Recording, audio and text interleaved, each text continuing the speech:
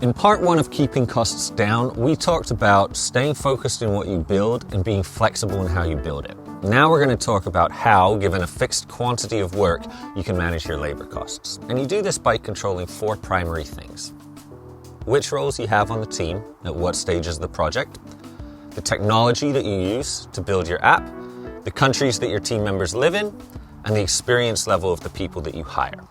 In this video, I'll discuss how to be smart about that so you're using your resources efficiently.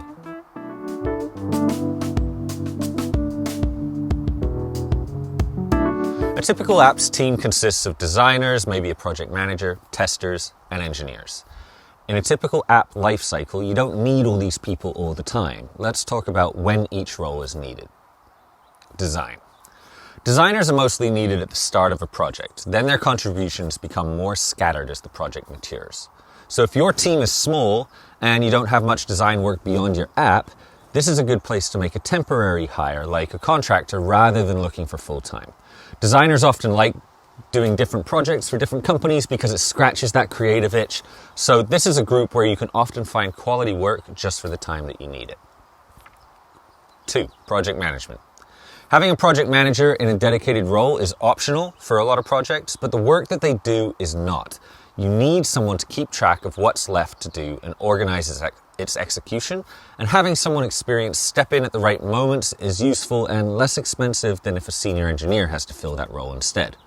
In my firm, we tend to include a project manager at the very start of the project to help with the estimation work and planning. Then we bring down their time to near zero until we hit about the 2/3 mark in the project. The reason for this is that in that 10% to 70% done phase of the project, there's usually so much to do that we don't need a lot of direction or structure to make progress. We just need to put our heads down and work. As the project nears completion, that's when prioritizing and organizing all the last little pieces of the puzzle becomes really valuable. Testing. In the app world, quality assurance, or QA, is an important role, and it's good to start them at about the 60% complete mark onwards. You don't need them right away because there isn't much to test at the start, and usually they'll just clog your system with bug reports because it's so early. And finally, there's engineering. This is the bulk of your cost, and the need for it is consistent. The biggest spikes in engineering hours are typically close to deadlines and maybe shortly after launch. But you should expect a consistent burn rate for as long as you have something that needs building. So engineers are needed throughout the project, but some charge less than others. What they charge depends on our other 3 factors: technology, location, and experience. So let's talk about our technology choices. There are 3 primary technical approaches to building your app. First, the conventional native way. This means engineers who write Swift for iOS and people who write Kotlin for Android.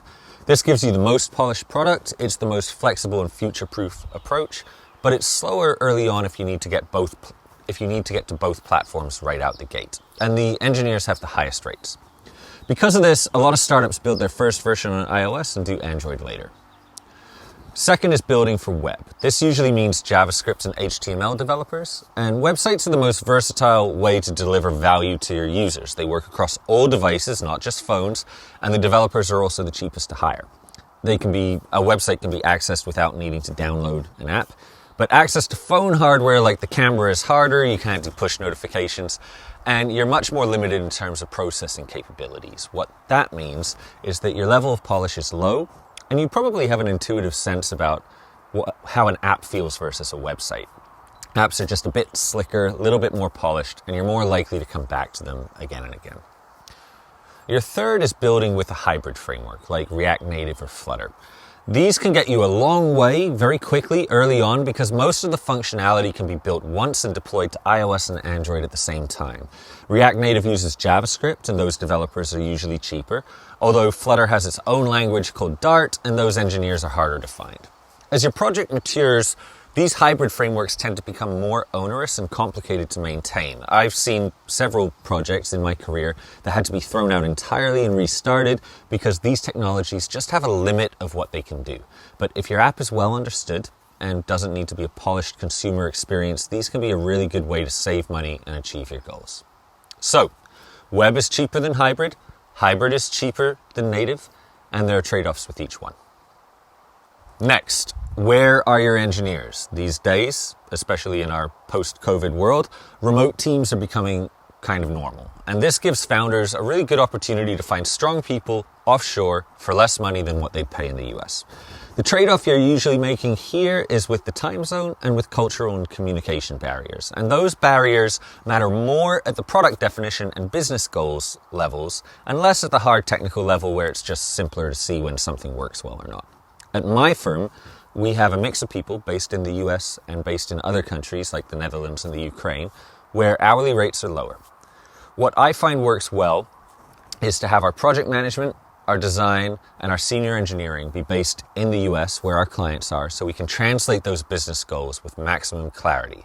And then we usually have a mix of nationalities at a technical level. Usually leadership is US based and many of the others are elsewhere.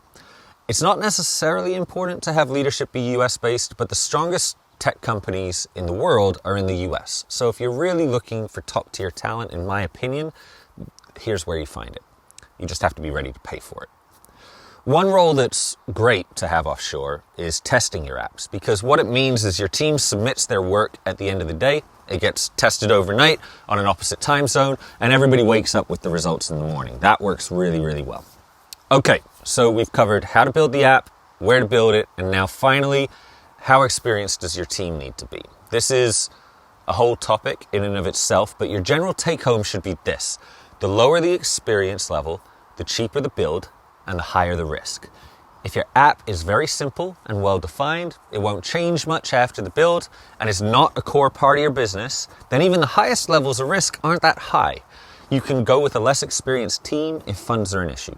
If your app is a critical part of your business goals, or the work will be ongoing for a long period, then the risk level matters more, and you should seek out a more experienced team. Well done for getting this far. We're moving very, very fast through this stuff. Thanks for watching. Hi, my name's Rich. I've been programming since the late 90s and building apps since 2009. I've led app development at successful startups, a couple of teams at Google, and in 2019 I left Google to start my own firm here in Half Moon Bay, California. I still love this work. If you are building something new or struggling with an app you already built, I would love to chat about it. Please reach out, and I hope you find these videos useful.